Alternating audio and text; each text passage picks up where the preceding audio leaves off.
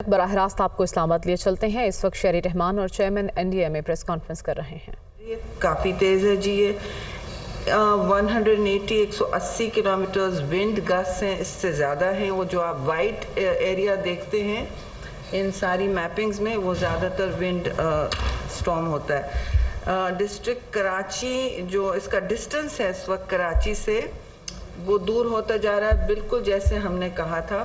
یہ hard right یعنی سیدھے ہاتھ پہ جب جائے گا ایسٹ کی طرف، نارتھ تو جا ہی رہا تھا، اب سیدھے ہاتھ کی نارتھ ایسٹ جائے گا، اور جتنا یہ ایسٹ جائے گا ظاہر ہے یہ پاکستان سے ہٹے گا، لیکن اس کی جو جسے کہتے ہیں نا کور جو گھوم رہا ہے اور اس کے ارد گرد جو سرکل ہوتا ہے وہ ضرور پاکستان میں آ ہی رہا ہے اور ہمارے ساحلی علاقوں کو زد میں لے چکا ہے۔ 370 کلومیٹرز ڈسٹنس فرام کراچی، لیکن کیٹی بندر سے کم ہو گیا ہے ڈسٹنس، جو 290 کلومیٹر ہے۔ سو کراچی سے ڈسٹنس بڑھ گیا ہے، اور جو بارڈر پہ ہمارے سر کریک کی طرف علاقے ہیں اس سے نزدیک ہوتا چلا جا رہا ہے۔ اب یہ ڈائریکشن وہی ہے جو آپ سے صبح اور کل شیئر کی گئی تھی، نارتھ ایسٹ، جی sorry north and north east. And اس حوالے سے گسٹ ایٹ لینڈ فال کا ونڈ سپیڈ پہلے میں بتا دوں از 100 to 120 کلومیٹرز پر آور، جس وقت اس کی امپیکٹ ہوگا، جس وقت اس کا ٹکراؤ ہوگا، لینڈ فال ہوگا۔ So that's 100 and 120 kilometres. People need to know this, especially the provinces جو ہمارے ساتھ مستقل رابطے میں ہیں۔ گسٹ ایٹ لینڈ فال 140، یہ علاقوں میں جو ابھی تصویریں کچھ تصاویر آ رہی ہیں 140 کلومیٹرز پر، بہت سے آپ کو علاقوں کی ڈسٹرکٹس کی تصویریں آ رہی ہیں۔ ایک میڈیا میں عمر کوٹ کی بھی تصویر ہے، ڈسٹ سٹارم کی زد میں ہے، اور ہر اعلیٰ اہلکاروں نے بھی شیئر کی ہے۔ یہ پاکستان کی طرف 7 کلومیٹر پر آور کی سپیڈ پر ایڈوانس کر رہا ہے جی۔ پوری رات آپ اس کو دیکھ سکتے ہیں، اس کا پاتھ، اس کا ایکشن۔ اور پھر میں آپ کو بتاتی چلوں جو متاثر علاقے ہیں وہ ٹھٹا سب سے زیادہ، سجاول اور بدین ہیں، یہ تین ان کے ساؤتھ کے حصے زیادہ متاثر ہوں گے جی۔ تھرپارکر بھی متاثر ہوگا کیونکہ یہ اب وہاں سے کٹتے ہوئے جائے گا، تو ابھی بھی وہ ہماری باؤنڈری میں فال کرے گا تھرپارکر کے حوالے سے، مطلب پاکستان کی باؤنڈری میں۔ جتنا ہم وہ ہٹا بھی لیں، ابھی ہم رائٹ پہ ایسٹ پہ یہ تھرپارکر کی طرف ہے اس وقت۔ میرپور خاص اینڈ عمر کوٹ کی آپ نے تصاویر بھی دیکھی ہیں، جہاں ہائی ونڈز ہیں 80 to 100 کلومیٹرز پر آور، اور گس جو زیادہ ہیں وہ 120 پر بھی ہو سکتے ہیں۔ تھنڈر سٹارم اور رین سٹارم دونوں متوقع ہیں، وقتاً فوقتاً ہوں یا مستقل ہوں۔ Again this is not a monsoon, لیکن یہ تھنڈر سٹارمز ہیں اور اس سے خاصا ڈیمیج ہو سکتا ہے۔ ملی میٹرز بھی بتائے گئے اس وقت، جو لاسٹ مجھے یاد ہے 110 ملی میٹرز کراچی کے لیے کہا گیا تھا، ویری کنزرویٹیو ایسٹیمیٹ، اور 330 باقی ملی میٹر باقی ساحلی علاقوں کے لیے۔ اور اس کے اثرات پھر ہب اور لسبیلا میں ہوں گے، کراچی، حیدرآباد، ٹنڈو العیار، ٹنڈو محمد خان، سانگھڑ اور شہید بے نظیر آباد ہے یہ جی شہید جو اولڈ نواب شاہ، جہاں وینڈ 60 to 80 کلومیٹرز پر آور پہ ہو، ان علاقوں میں کراچی، حیدرآباد، ٹنڈو العیار، ٹنڈو محمد خان، سنگھر اور شہید بے نظیر آباد، یہاں بھی وینڈ ہائی ویلوسٹی پہ ہوگی، بٹ اتنی نہیں جتنے دوسرے علاقوں میں۔ اثرات پھر ہب اینڈ لسبیلا میں ہیں، بلوچستان سے تو یہ رائٹ سیدھے ہاتھ اور ایسٹ کا رخ لے چکا ہے۔ اب جو اس میں سی کی کنڈیشنز ہیں اس کے حوالے سے آپ کو بتا دیں گے۔ وہاں تو ظاہر ہے ایک صورتحال ایسی ہے کہ ہماری نیوی نے اپنے جو ایسٹس ہیں وہ منتقل کر لیے ہیں محفوظ جگہوں پہ، سب نے ہر فورس نے کر لیا ہے، لیکن پٹرولنگ اور ریلیف اور ریسکیو کے لیے سب جو کرنا ہے، اس میں ملٹری 5 کور سب سے زیادہ ڈپلائڈ ہے، اور جو رینجرز سندھ کے ہیں وہ سب ڈپلائڈ ہیں۔ سندھ پولیس بھی فلی ڈپلائڈ ہے۔ اس وقت ایویکیویشنز 4-5 راتوں سے چل رہے ہیں جی، اور اس وقت جو کمبائنڈ نمبر ہمیں آ رہا ہے 66,000 کا ہے آف پیپل ایویکیویٹڈ۔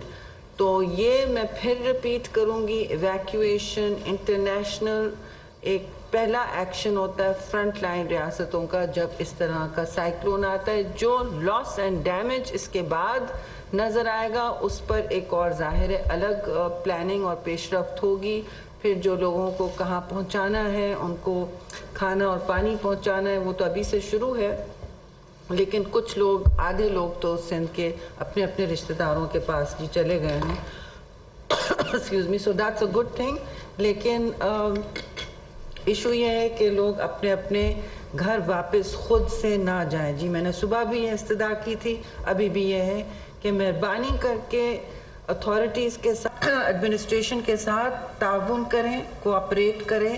آپ کے بھلے کے لیے, آپ کی جانیں بچانے کے, جان بچانے کے لیے یہ ہو رہا ہے, آپ کے فیملی ممبرز کے لیے. اس وقت جتنا احتیاط ہم برت سکیں بہتر ہوگا, بعد میں ریگریٹ نہ ہو. کیونکہ جتنے گھر ہیں, جتنے کچے مکانیت ہے, ولنریبل ہیں, وہ بہت امپیکٹڈ ہوں گے, وہ بہت متاثر ہوں گے.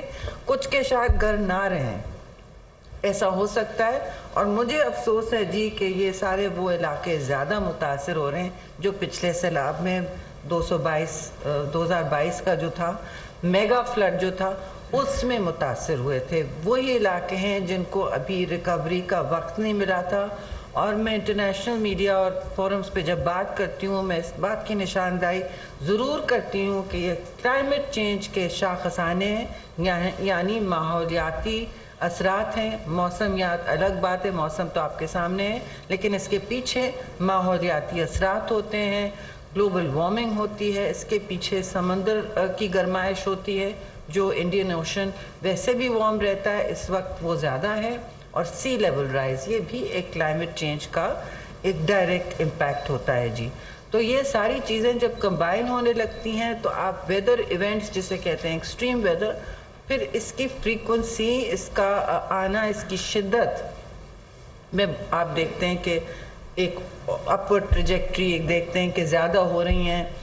اور سمندر میں بھی آپ ایکٹیویٹی دیکھتے ہیں. اب یہ صورتحال ہے جی کہ میں آگے کی بات نہیں کروں گی, لیکن مانسون اور اس میں ہیٹ ویو بھی اس کے بعد ملک اس کی بھی لپیٹ میں آئے گا, اور یہ بھی کلائمیٹ چینج کے شاخسانے ہیں. پھر میں ریپیٹ کروں گی, پچھلے 3 سال سے پاکستان کے جو اس وقت سندھ اور بلوچستان کے علاقے ہیں جی, وہ سب سے گرم علاقے ہوتے ہیں. We score the highest degree centigrade in the world, 53.7 degrees. مجھے نہیں پتا اور کسی ملک میں یہ ٹیمپریچر ریچ ہوا ہو, پہنچا ہو.